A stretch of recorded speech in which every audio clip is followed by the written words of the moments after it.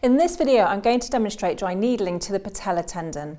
This can be a really useful technique for conditions such as patella tendinitis or patella tendinosis, or generalized knee pain, especially when the tendon has been put under strain because there may have been a lot of tension in the rectus femoris muscle, which then comes down, encases the patella bone itself, and then turns into the tendon as it attaches to the tibial tuberosity. We would often accompany this technique with wider dry needling to the quadriceps group, because often if there's an injury to the patella tendon, such as patella tendinitis or osis, then it may have been caused because of shortening and tension in the rectus femoris. So before we start to identify where the tendon is, it's useful just to palpate the shape of the client's patella bone, and just to also feel for if there's any laxicity or stiffening around the joint as well. Okay, then we know that the patella tendon comes down off the bottom of the patella bone, okay, and it sits between the bottom of the patella and the tibial tuberosity.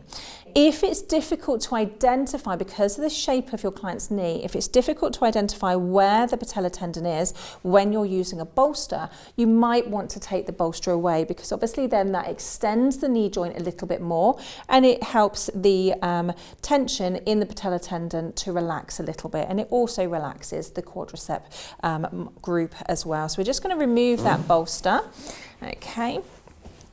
And now we can see that Katie's knee is more extended now, and it's a little bit easier to identify where that patella tendon is.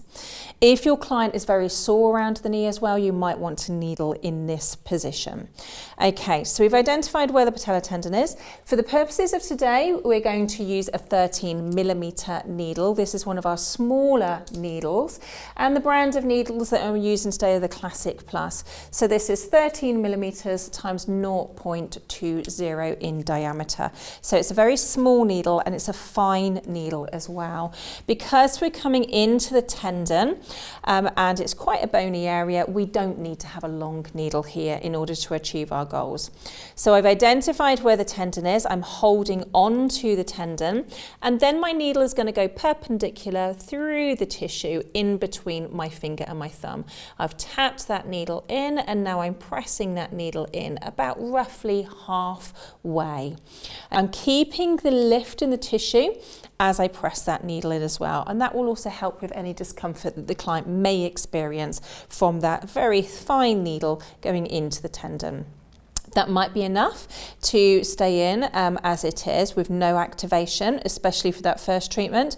Or if we find we want to activate the needle, we can then again just grip either side of the tendon. We can flick the needle to activate it. We can turn the needle to activate. And also for our tendon injuries, our peppering technique is really useful, where we're lifting that needle up to about the tip of the needle, pressing down halfway, lifting up again, pressing down halfway. This peppering technique is going to help to stimulate sterile inflammation, which is going to be very useful if our client has experienced that itis or that osis condition. So tendinosis is degeneration of the tendon, and we've got thickening and weakness of the tendon. And then with our tendinitis, we've got irritation and possible inflammation around the tendon as well. That peppering technique is going to help to increase the healing process and increase blood flow to the area. So this is our dry needling technique to the patella tendon, which is useful for our tendon injuries and is also useful to be accompanied with wider needling or releasing techniques to the quadricep group as well.